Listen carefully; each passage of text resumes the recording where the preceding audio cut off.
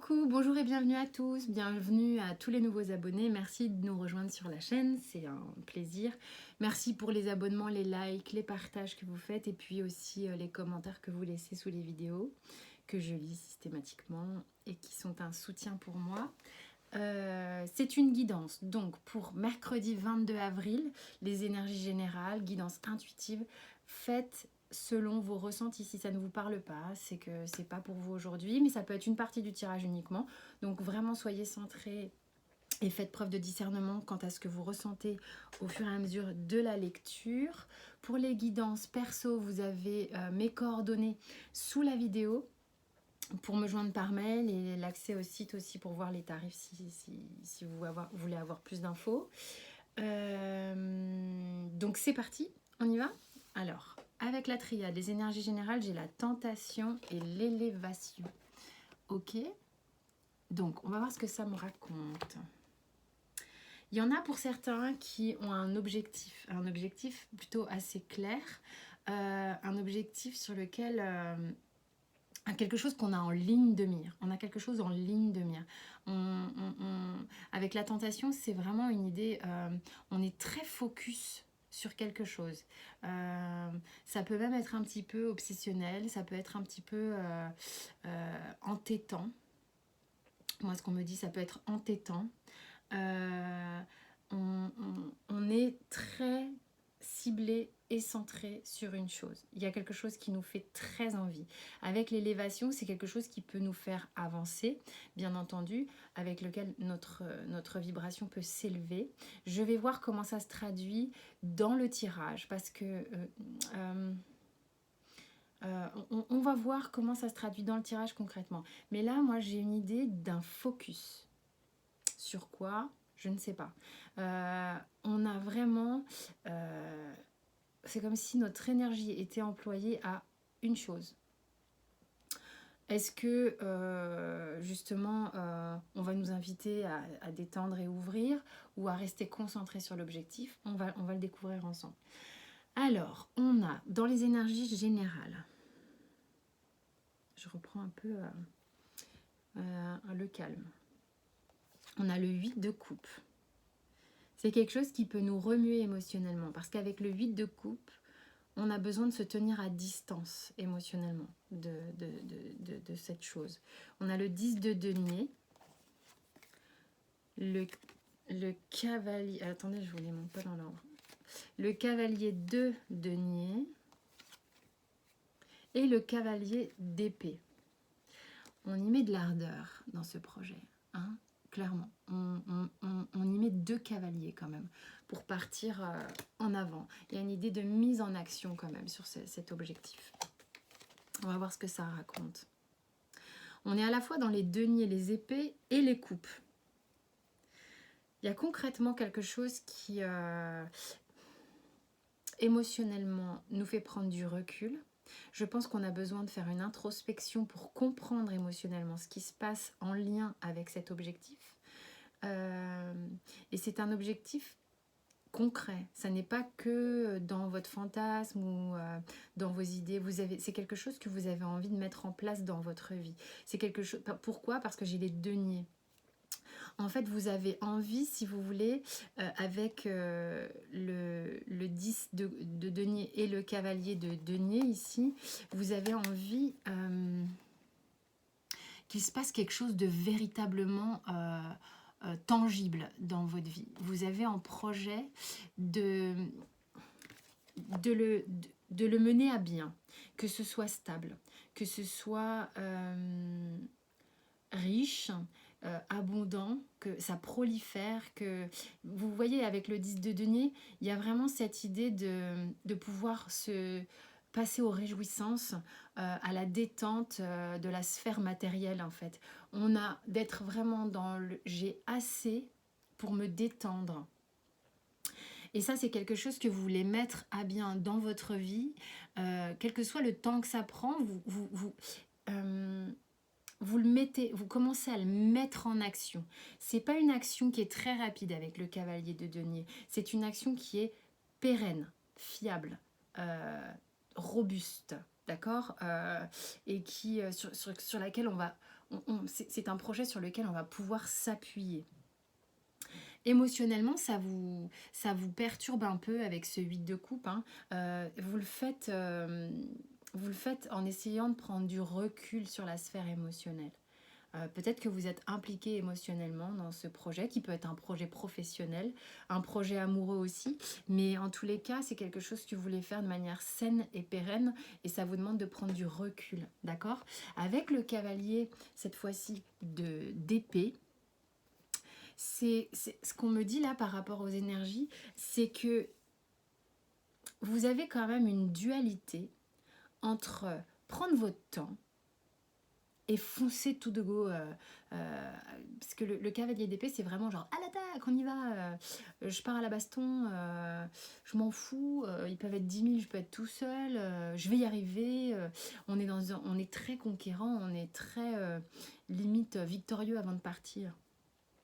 Il y a cette dualité qui réside ici dans la ligne là, de qu'est-ce qui se passe concrètement, hein, dans les énergies, où vous avez à la fois quelque chose qui vous temporise et puis cette envie, cette fougue de vouloir tout comprendre, de vouloir tout dire, de vouloir tout faire, de vouloir d'avancer, quoi, de partir contre vents et marées.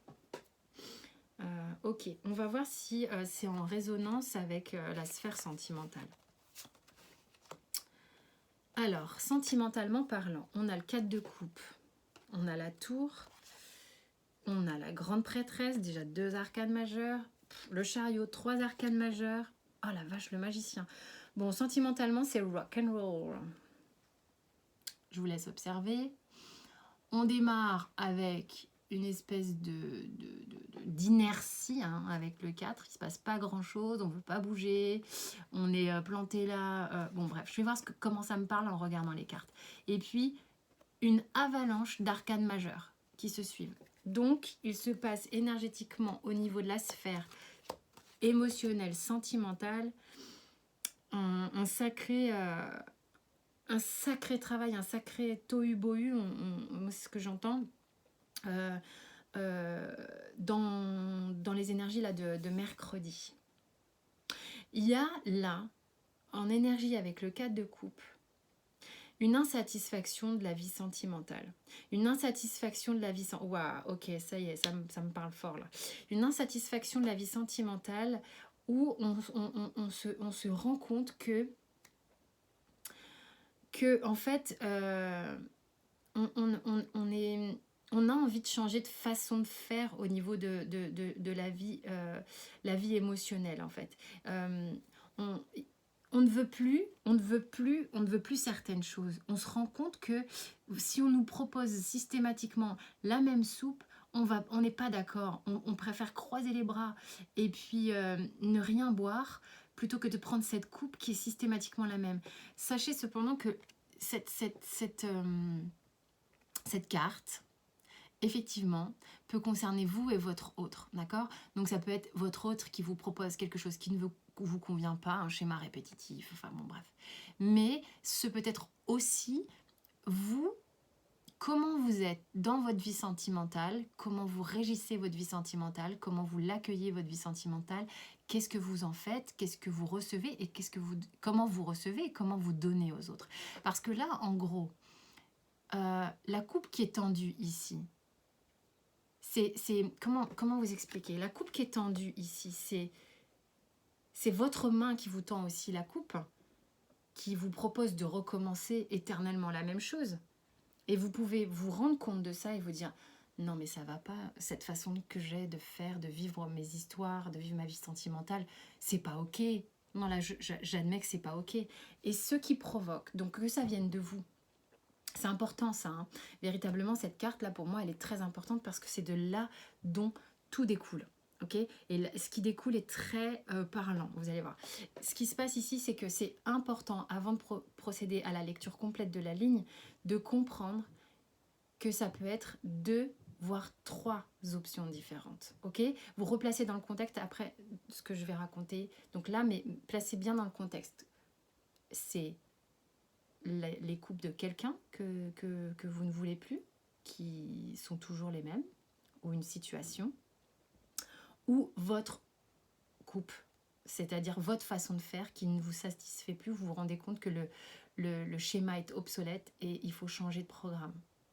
Et ça peut être les deux, c'est-à-dire vous vous rendez compte que vous êtes enfermé dans une situation où vous répétez votre schéma qui n'est pas le bon, et du coup la personne avec qui vous êtes est habituée à ce schéma et vous vous rendez l'appareil systématiquement. Bref, on est dans un truc qui ne va plus. Quoi qu'il arrive, il y a un truc qui ne va plus. Ok ? Qu'est-ce qui se passe? Donc là, on est avec des gens qui ont une prise de conscience, hein, d'accord? J'ai la tour derrière. On fait clairement exploser l'ego avec cette carte, d'accord? La tour est la meilleure carte, je trouve, d'explosion de l'ego. Enfin, c'est la carte. Donc, qu'est-ce qui se passe avec l'explosion de l'ego? L'ego, j'entends l'ego blessé, parce que on a un bon ego qui nous fait avancer aussi, bien sûr. Mais l'ego blessé, celui qui réagit avec ses blessures, avec ses traumas, qui est en réaction. Je sais que je me répète, mais ce sont des choses qui sont importantes. Donc là, en fait, cet état d'âme-là vous emmène à venir inspecter au plus profond de vous-même, avec la papesse, avec la grande prêtresse, ce que vous peut-être ressentez depuis longtemps, mais que vous avez mis sous des barrières et des barrières et des barrières qui ont besoin d'exploser aujourd'hui. Donc là, clairement, on est en train de faire péter ce qui ne convient pas. Là, on se dit non, ça ne va pas, j'enlève. On va vers davantage quelque chose de beaucoup plus pur. On va à l'essentiel de ce qui est juste. D'accord? Donc on fait péter les vieux schémas ici. Avec la grande prêtresse, c'est quelque chose qu'on savait très bien, qu'on ressentait, qui était à l'intérieur de nous, qui était là au plus profond, lové à l'intérieur et qui a besoin de s'exprimer. Elle a un petit peu là encore, elle peut aussi nous exprimer, vu sa place ici, d'accord, parce qu'elle arrive après la tour, que c'est un travail intérieur qu'on ne verbalise pas nécessairement tout de suite. C'est quelque chose qui est en train de vraiment devenir mûr, très mûr, et de commencer à prendre vraiment beaucoup plus d'espace et beaucoup plus de conscientisation vous concernant en tous les cas. Puisque là, vous faites vous mettez au clair. Avec le chariot et le battleur, ça vous amène véritablement à enclencher un mouvement, que vous commencez à équilibrer et à maîtriser au niveau des énergies, vos énergies yin-yang ici dans ce chariot, vous arrivez à savoir où vous voulez aller. Ça, je pense vraiment que vous arrivez à voir exactement où vous voulez aller, d'accord ? Et vous partez sur quelque chose de nouveau. C'est vraiment l'idée Eureka. Je commence à avoir toutes les clés dont j'ai besoin. J'avance vers quelque chose qui est nouveau pour moi. Donc là, au niveau sentimental, il est question, émotionnellement, de se choisir soi dans un premier temps. Dans un premier temps, je pense que c'est là qu'on est sentimentalement dans ce tirage. D'accord ? Vous prenez comme ça vous parle, encore une fois. En tous les cas, l'objectif est clair. L'objectif étant, je pense, effectivement, d'aller vers quelque chose de beaucoup plus haut, beaucoup plus vibrant pour soi. Là, pour moi, la tentation est... c'est vraiment pour me parler de cet objectif, me parler de cette ligne de mire qu'on se fixe là, qui devient très importante pour soi. D'accord ? Donc vraiment, hein, on a envie que ce soit pérenne, on a envie que ce soit davantage abondant, mais c'est quelque chose qui nécessite émotionnellement de faire une mise au point. On est dedans. Ok ? C'est vraiment le truc du tirage. Au niveau professionnel, 7 de coupe, la lune, le 4 de denier, attendez, et le jugement. Ok ? Qu'est-ce que ça nous raconte ? Au niveau pro, on a besoin de passer d'une forme de brouillard avec le 7 de coupe. Pour certains ici, Pour certains ici, je dirais quelque chose.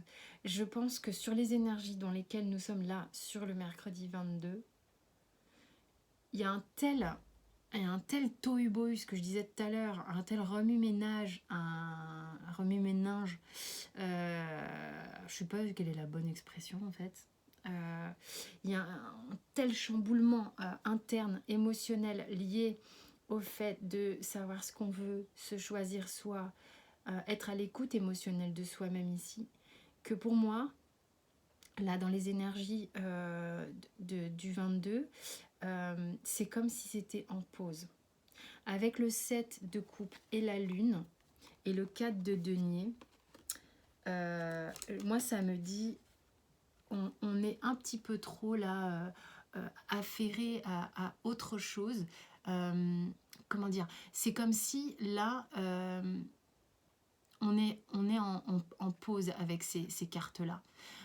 C'est pas le moment pour moi de choisir. On est trop dans l'introspection actuellement.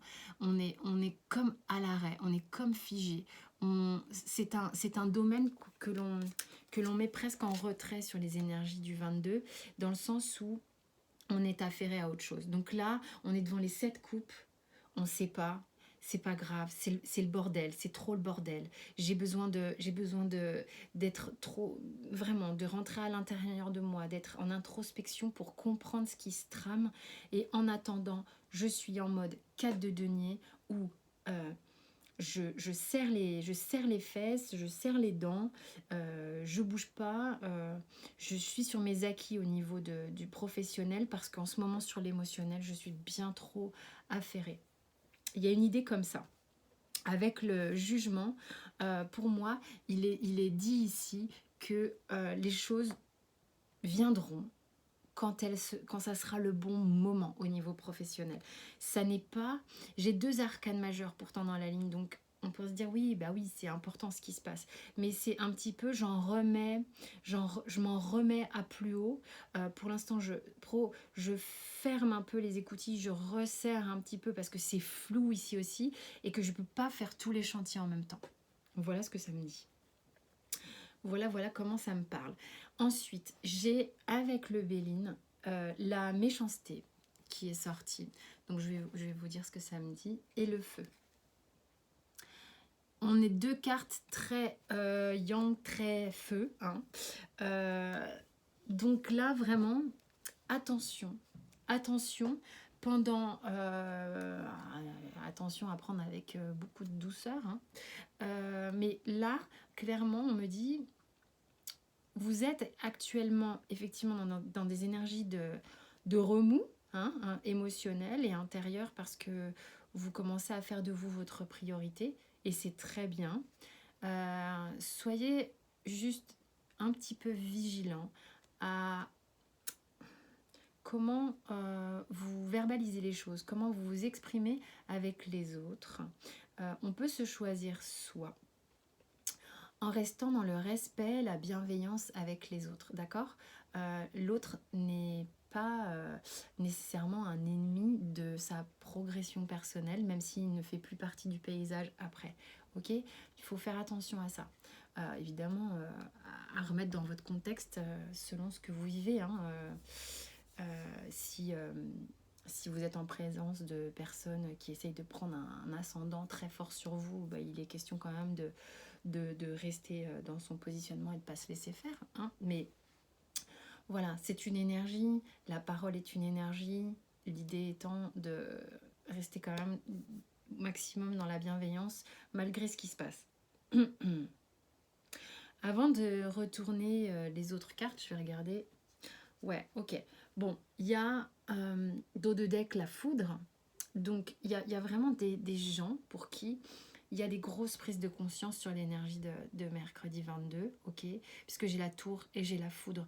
Des gens qui vont prendre conscience, des gens qui vont se rendre compte de choses, des gens qui vont avoir envie de faire péter des choses qui ne fonctionnent plus. Je parle aussi à l'intérieur de soi. Encore une fois, c'est important. En tous les cas, ça vient entamer les châteaux branlants, les choses qu'on a érigées pendant des années avec soi-même, avec les autres, qui n'étaient pas sur des bases solides, des bases stables, d'accord? Et vous, ce que vous recherchez, c'est une forme de stabilité, d'honnêteté, quelque chose qui sera pérenne pour vous et qui sera juste pour vous. Ça vous demande un bel effort, ok? Mais là, on vient un petit peu, on va dire, virer les bâtons ou les pierres qui étaient au socle et qui étaient bancales pour que ça commence à vaciller. Ok, c'est votre âme qui choisit ça parce qu'elle veut quelque chose de juste pour vous. C'est ce que vous avez envie dans votre vie. Ok, et si vous en êtes là, c'est que vous êtes prêt. Encore une fois, on n'a rien de ce qu'on est. Enfin, tout ce que l'on vit, c'est que, et ce qui nous est apporté, amené à vivre, c'est parce que nous sommes en capacité de le gérer. Rien n'arrive qu'on ne soit en capacité de gérer. Le monde végétal, pour moi, alors en effet, vous pouvez vous référer au fait d'être au maximum ancré dans la nature pour ceux qui le peuvent, ou pour ceux qui sont en ville, essayez de vous rapprocher de tout ce qui est terre, je fais la cuisine, je m'occupe de mes plantes, enfin, vous voyez, vous faites comme vous voulez. Mais le monde végétal, pour moi, est en lien avec une transformation qui s'opère dans la douceur, d'accord? Une transformation dans la rondeur.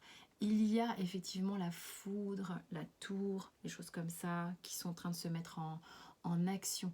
Soyez rassurés si j'ai cette carte-là et pas une autre. C'est que c'est quelque chose que vous avez choisi, c'est quelque chose qui arrive dans les énergies et qui va peut-être vous surprendre, mais qui va amener davantage de douceur que de chaos. Ok ? Et le commerce, pour moi, cette carte, ok, il va y avoir beaucoup d'échanges, ça va être prospère, il va y avoir quelque chose, une forme d'abondance dans ce changement. Mais surtout, pour ceux qui me suivent depuis longtemps, vous savez à quel point ma petite grenouille est signification de guérison. Elle vient avec sa petite langue, vous savez, elle vient pointer pile poil. Pour moi, c'est une chirurgienne, mais tellement elle va dans le microscope du microscope, mettre sa guérison pile là où il faut. Donc vraiment cette carte, c'est une bénédiction, j'adore. C'est ma lecture pour l'oracle bleu, j'entends, tout le monde me dit ne le lis pas comme ça, mais là c'est l'interprétation qui est faite pour ce tirage. Ici, non, je le fais après. Allez, on passe au miroir. Fécondité, étranger, parole, amour. En dos de deck, changement. Il y a, quand l'étranger s'est retourné tout à l'heure, on m'a dit, vous attendez un peu que les choses tombent tout cuit. Prenez-le comme vous voulez. On me l'a dit quand j'ai battu les cartes et que c'est avant que les autres cartes se déroulent. Donc, il y a une idée d'attendre un peu qu'on vous mette les choses dans la main. Vous voyez comment ça vous parle. Mais, alors on a fécondité, l'étranger, la parole, l'amour. Je vous laisse regarder. Et le changement. Voilà, ici en fait, vous êtes en train... Donc ça, c'était une première info. Maintenant, je passe à une lecture globale. Vous êtes en train...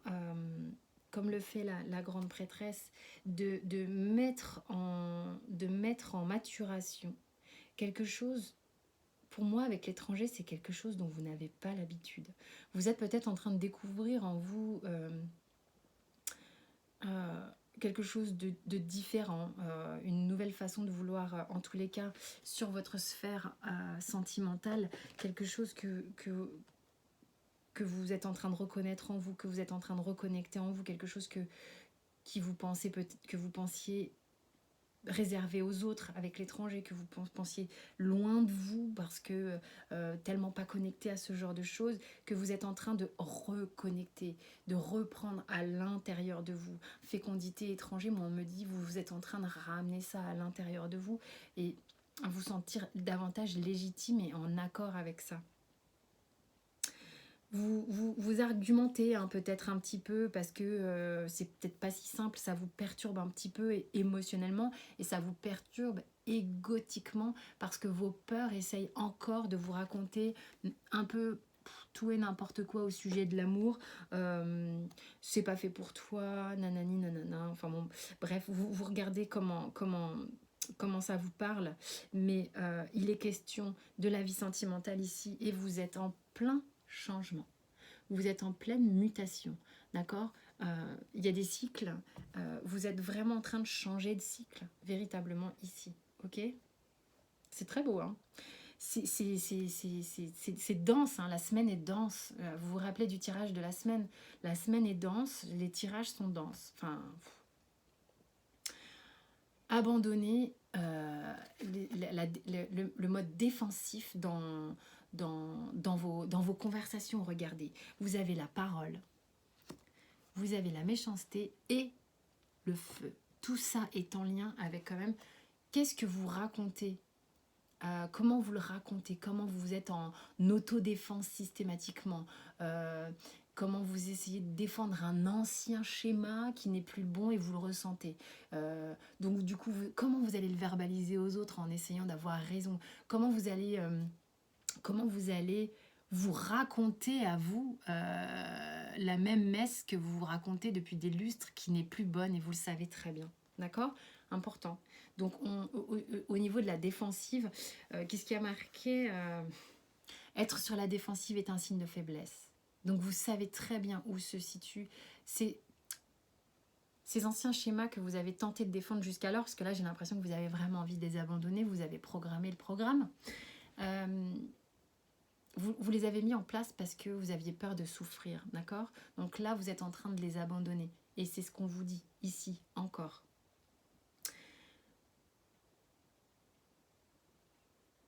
En fait, le fait de laisser tomber ça, ça va vraiment vous permettre de reconnecter avec votre force. Avec véritablement votre force. S'ouvrir à la vulnérabilité, c'est se reconnecter à sa force intérieure, d'accord? Parce que c'est quand on met des tonnes et des tonnes de murailles autour de soi et de comment on dit, des cottes de mailles et des armures, on devient rigide, on n'avance plus, il ne se passe plus rien, on ne ressent plus grand chose, mais on est d'une vulnérabilité si on enlève l'armure. On a l'impression que si on enlève l'armure, le truc il s'écroule quoi. Justement non, en fait c'est en étant sans armure que vous êtes fort, hein. C'est être libre, c'est là qu'on est libre, c'est là qu'on est fort véritablement. Donc pensez à ce travail qui est en train d'être fait. Il y a réellement un choix de vous, hein, qui est un choix de votre âme que d'aller vers ça et c'est super brave et super courageux. C'est un super beau travail. Vous êtes très déterminé à avancer, très déterminé à vous élever. Voilà. Écoutez, je vous remercie pour votre tirage. Pour votre tirage, oui. Ça me laisse un peu sans voix. Je trouve ça très très chouette. On vire les armures et on devient de plus en plus fort. Voilà. On enlève la croyance limitante que c'est l'armure qui nous fait tenir debout et que si on l'enlève, on se casse la gueule. On enlève cette croyance limitante, s'il vous plaît. C'est ce que vous êtes en train de faire.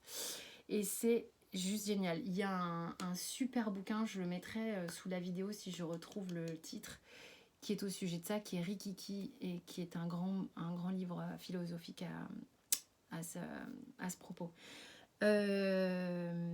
Je vous dis à très vite, portez-vous bien, merci pour vos abonnements, les likes et les partages et très très belle journée et bravo à vous.